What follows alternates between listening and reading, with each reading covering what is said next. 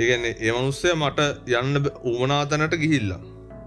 දැන් මම වාහනයක් ගන්න කියලා තුමු හොඳ වාහනයක් රේන්ජ් රෝවර් එකක් හරි. ඒ මිනිස්සයා රේන්ජ් රෝවර් එකක් අරගෙන. හරිද? මම ඒක දකිනවා. ඒකෙන් මට රිදෙනවා. හරි? අයියෝ අරු ගත්ත මට ගන්න බැරි වුණානේ. හරි. ඔන්න ඉතින් බලාගෙන ඉන්නේ අරු අරගෙන අරක පදිනවා එහෙට යනවා මෙහෙට යනවා සීන් එක. ඊට පස්සේ තියෙන ප්‍රශ්නේ තමයි කොයිලා කරේ මේ මිනිස්සු පොඩි වැරද්දක් කරනවා. පාරේ යන මිනිස්සෙක් හැප්පෙනවා කියන්නකො. අන්න chance එක. අර හිතේ තියෙන වේදනාව, වෛරය, අර මේව පසුතැවීම, පරාජිත බව ඔක්කොම පැකේජ් එකක් විදිහට එවෙලට එනවා ශනිකව.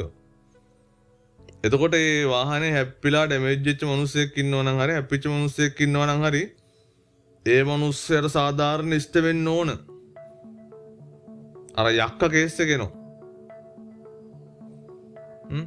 සල්ලි වලින් මේක වහන්න දෙන්න බෑ වගේ. ඒක සාමාන්‍ය ලංකාවේනේ.